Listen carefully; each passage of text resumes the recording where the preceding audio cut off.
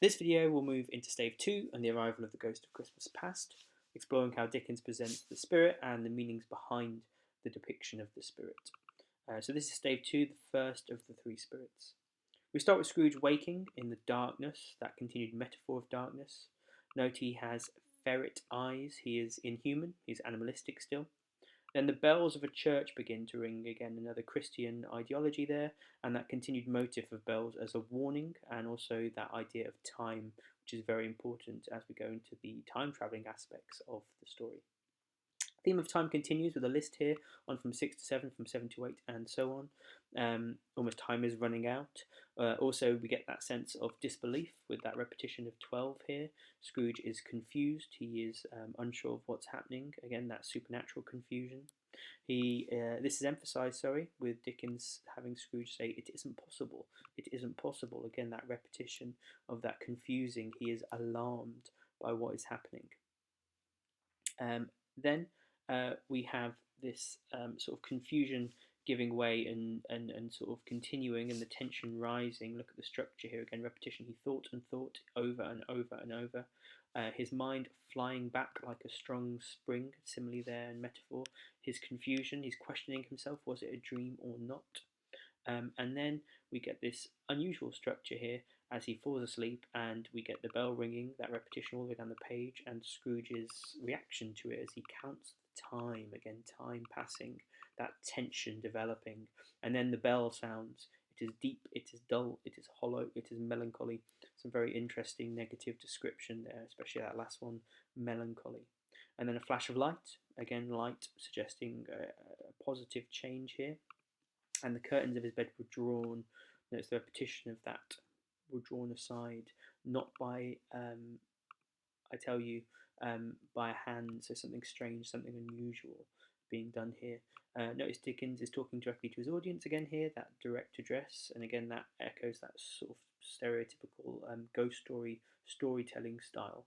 He also does this again here, where he says this: "The ghost is so close to Scrooge, as close as I am to you, and standing in the spear of your elbow." A little bit disconcerting, but again, makes you think about a Victorian sort of storytelling around a fire at Christmas time. So we get the ghost appearing here, and the ghost is described in a very odd way, as strange, a double contrasting simile here, like a child, which again suggests innocence and the past. That past is very important for the Ghost of Christmas Past, and also like an old man, which suggests decay, death, and the future. This contrast of age and youth continues. He has white hair, but his skin has not a wrinkle in it and is of the tenderest bloom. Again, a very positive metaphor there. It is a noble creature. It has a tunic clothes of the purest white. Again, that metaphor that it's pure, it's good, it's here to do good to Scrooge. And then two more metaphoric ideas with the fresh green holly in one hand. And so this is a symbolic plant for winter, for growth amidst the cold, bleak season, and also summer flowers. And so we get the contrast there between the winter plant and the summer plant, because this creature is something that does not stick to the normal ideas of time. It is outside of time. It's constantly contrasting with age, with youth, with seasons, because it is a time-travelling spirit. Then, most importantly, especially for what comes later, from its head springs, a very positive word there, a bright, clear jet of light. Again, light being a metaphor for positivity and joy, and that's what this spirit is bringing. But it does have an extinguisher for a cap, for a hat, and this is an item that was used for candles, and it's like a stick with a little cone on the end to put out a candle, and again, that will become more important later in this stave.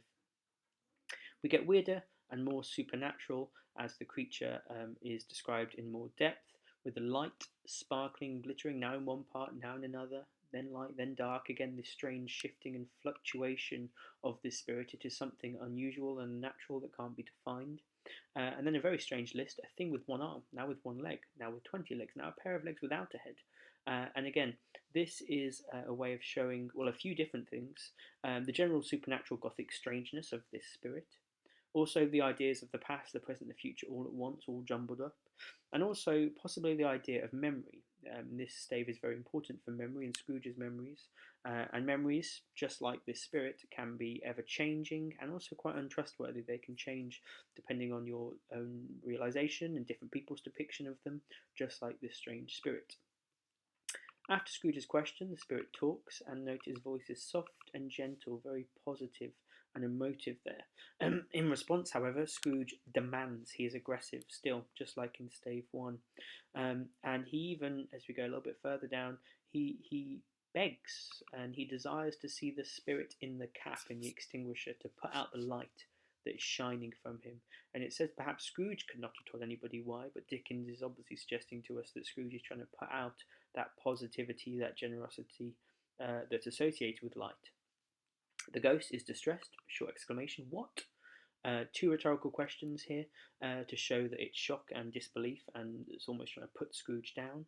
It accuses Scrooge of being one of those whose passions made the cap and force me, very emotive word there, force, to wear it. One of those is important here. One of those. Who are those?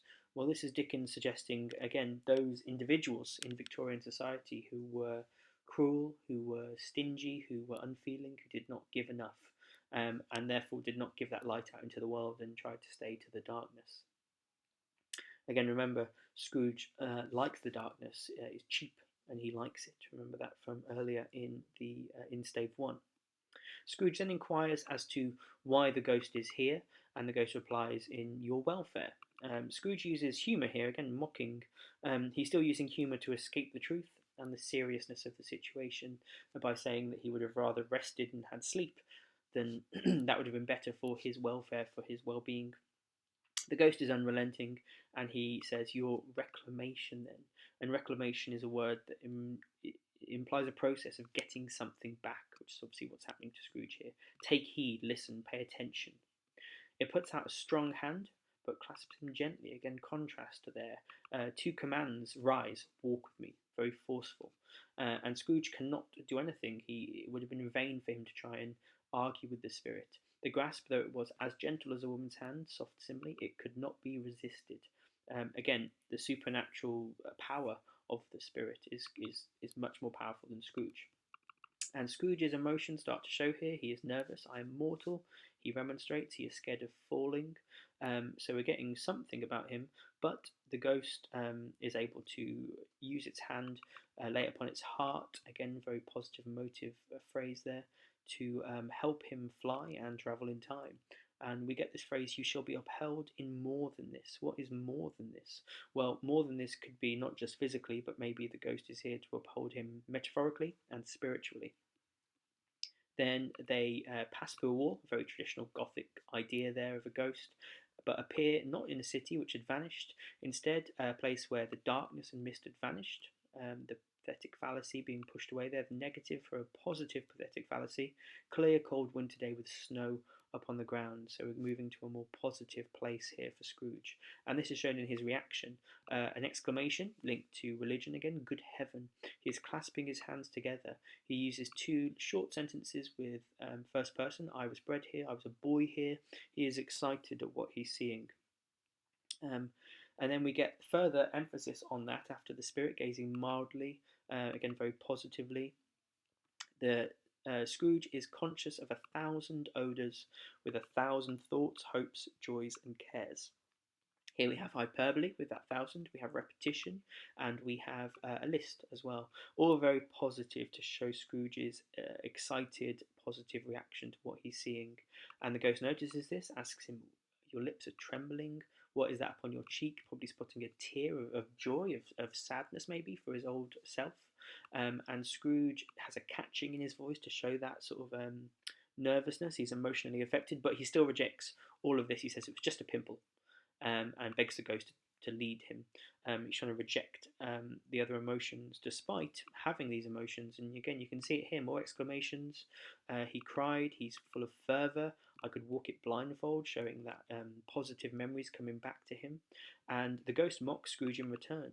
Strange to have forgotten it, implying Scrooge has deliberately done so in order to reject and forget his positive past. And then the ghost urges them, again more of a command really than a suggestion, let us go on. I'll stop here for this video and I'll look at Scrooge's childhood in the next one, along with the emotions and the themes that connect